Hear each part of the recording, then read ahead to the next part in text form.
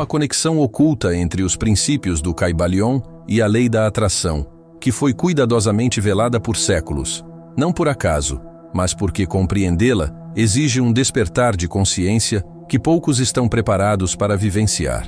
Quando Hermes Trismegisto proclamou: "O que está em cima é como o que está embaixo", ele não estava apenas descrevendo uma analogia cósmica, mas revelando o mecanismo exato através do qual nossos pensamentos moldam a realidade. Os 7 princípios herméticos contidos no Kybalion formam um sistema operacional divino, uma tecnologia espiritual tão precisa que, quando verdadeiramente compreendida, torna a manifestação consciente não uma possibilidade, mas uma consequência natural do alinhamento com as leis universais. O grande segredo é que a lei da atração, como popularmente ensinada, é apenas a ponta do iceberg, uma versão diluída de sabedorias muito mais profundas que os iniciados guardavam nos templos do Egito e da Grécia Antiga. O princípio do mentalismo, o primeiro e mais fundamental dos ensinamentos herméticos, declara que o universo é mental. Esta não é uma metáfora poética, mas uma descrição literal da natureza da realidade.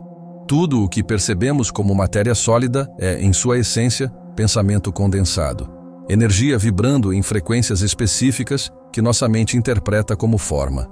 Quando compreendemos isso em nível celular, percebemos que a tão falada lei da atração não é sobre simplesmente pensar positivo e receber bens materiais, mas sobre a capacidade de sintonizar nossa mente com as frequências da criação pura.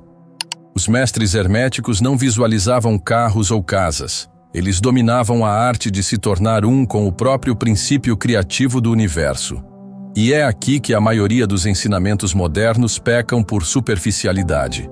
Focam no efeito, a manifestação, enquanto ignoram a causa, o estado de consciência do manifestador. O princípio da correspondência, como acima, tão abaixo, revela por que muitas tentativas de aplicar a lei da atração falham miseravelmente.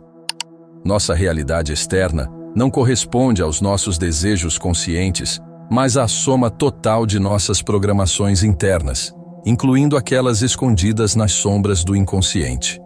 É por isso que afirmar "sou abundante" enquanto carregamos crenças ocultas de escassez produz resultados inconsistentes. Os iniciados herméticos passavam anos purificando seus corpos mentais antes de tentar qualquer manifestação significativa.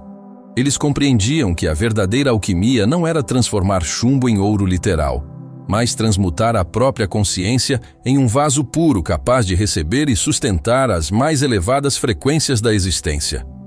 Quando o princípio da vibração entra nesta equação sagrada, descobrimos o elo perdido entre o Kybalion e a lei da atração moderna.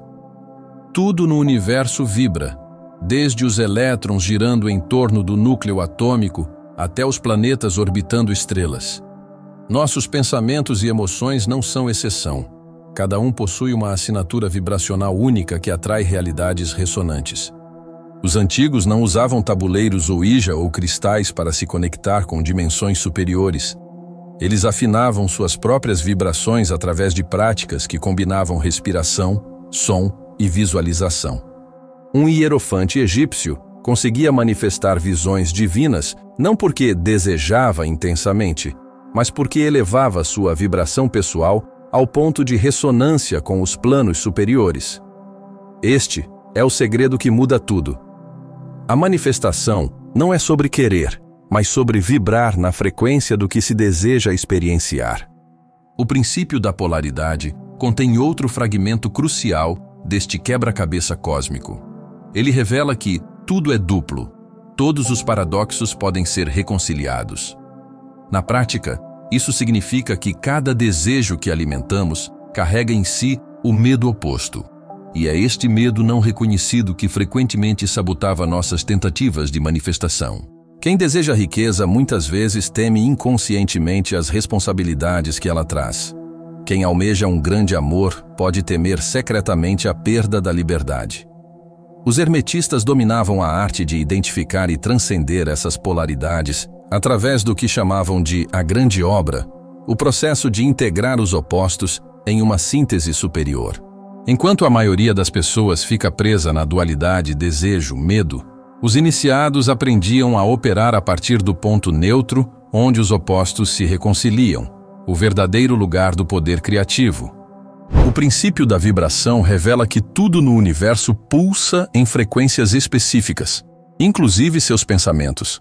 Quando você sente ansiedade, está emitindo ondas diferentes de quando experimenta gratidão. Os antigos hermetistas usavam mantras e respirações para modular essas ondas conscientemente.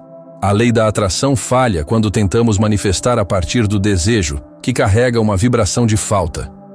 Os mestres egípcios ensinavam a arte de sentir como se já tivesse, não como técnica, mas como estado natural de ser. Essa mudança sutil faz toda a diferença. O princípio da polaridade explica por que seus maiores desejos geram medos paralelos. Querer riqueza pode ativar crenças ocultas sobre dinheiro ser impuro. A verdadeira alquimia está em transcender esses opostos, não em negá-los. Os templos herméticos treinavam iniciados por anos antes de permitir práticas de manifestação. Por quê? Porque primeiro era necessário limpar as distorções do mental. Sua realidade atual é um espelho perfeito dessas programações internas. O princípio do ritmo mostra que tudo se move em ciclos. Tentar manifestar contra o fluxo natural é como remar contra a maré. Os sábios esperavam um momento astrológico perfeito para seus rituais. Você também tem seus ciclos pessoais de criação. Quando o princípio de causa e efeito se une ao mentalismo, surge uma revelação. Seus pensamentos são causas que geram efeitos materiais. Mas não são pensamentos superficiais. São aqueles carregados de convicção emocional que criam realidade. O princípio de gênero completa o sistema. Seu aspecto masculino define a intenção clara. O feminino recebe a manifestação. Desequilíbrios aqui explicam por que algumas pessoas criam apenas parcialmente. O verdadeiro poder dos princípios herméticos surge quando paramos de aplicá-los e começamos a vivê-los como extensões naturais do nosso ser. Os antigos não faziam afirmações, eles ressonavam. Um sacerdote do templo de Thoth não pedia abundância. Ele sintonizava sua energia com a frequência da própria fonte criadora. Essa distinção sutil muda tudo. O segredo está no princípio da correspondência aplicado à neurociência moderna. Seu cérebro possui um Wi-Fi quântico, o sistema endócrino e nervoso que transmite sinais ao campo universal. Quando você sente gratidão autêntica, não forçada, seu coração emite ondas eletromagnéticas que reorganizam a matéria ao seu redor. Os egípcios conheciam isso como magia de Reka. A polaridade dor e prazer é onde a maioria trava. Mas os mistérios eleusinos revelavam: todo desejo contém sua própria saciedade. A arte está em habitar o intervalo entre os opostos, aquele ponto quieto onde a fome por algo se transforma na alegria de já tê-lo em potencial quântico. É daí que as sincronicidades emergem. Seu ambiente físico é um congelamento de estados mentais passados. Remodelá-lo exige o que os alquimistas chamavam de solve et coagula, dissolver velhas formas pensamento, solve, antes de coagular novas realidades.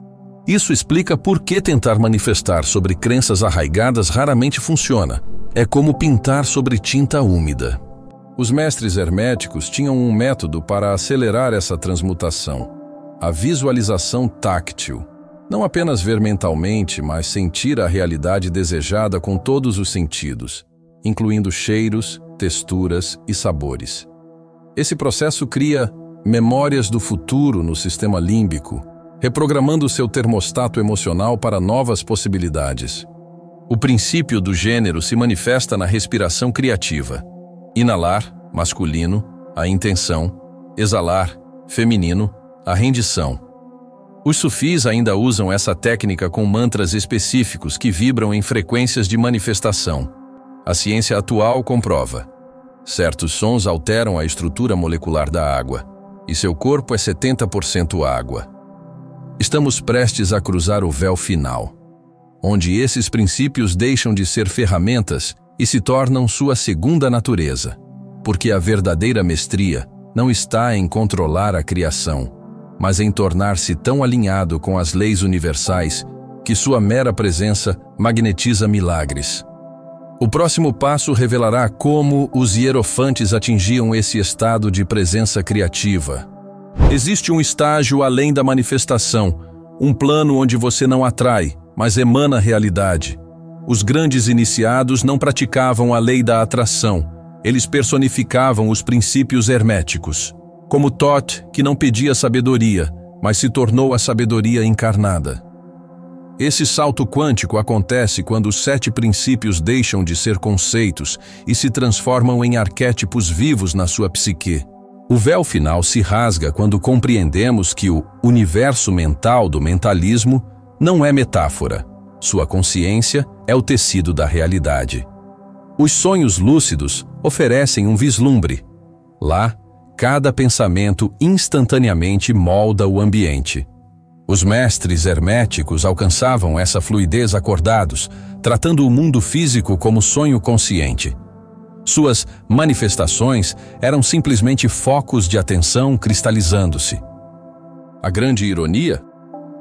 Tudo que você já desejou já existe em estado quântico, não como futuro a ser atraído, mas como presente a ser reconhecido.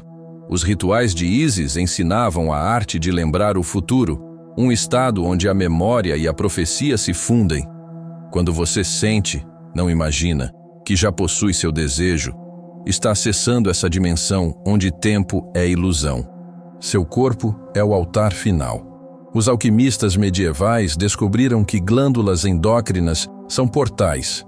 A pineal sintoniza frequências, as adrenais armazenam vontade, o timo irradia amor criativo. Nutrir esses centros com respiração, som e intenção transforma seu organismo em antena cósmica. Não por acaso, as iniciações egípcias ativavam primeiro o sistema glandular. O último segredo é também o primeiro. Você nunca precisou conseguir nada. Toda técnica é muleta para lembrar o que sua alma já sabe. Como a criança que, após desenhar círculos tortos, descobre que sempre teve um compasso nos dedos. Os princípios do Kybalion não criam poder, revelam o poder que sempre esteve lá. Agora você está diante do espelho final. Cada circunstância da sua vida foi, e sempre será, a manifestação perfeita do que você é, não do que você deseja. Quando essa verdade deixa o intelecto e se torna experiência visceral, ocorre a transmutação suprema. Você para de buscar a lei da atração, porque se tornou a atração em movimento. E nesse momento, como os antigos escribas costumavam marcar no final dos textos sagrados, você compreende que o verdadeiro mistério nunca esteve no pergaminho, mas no silêncio entre as palavras, aquele espaço vazio onde todas as leis se dissolvem na simplicidade de ser.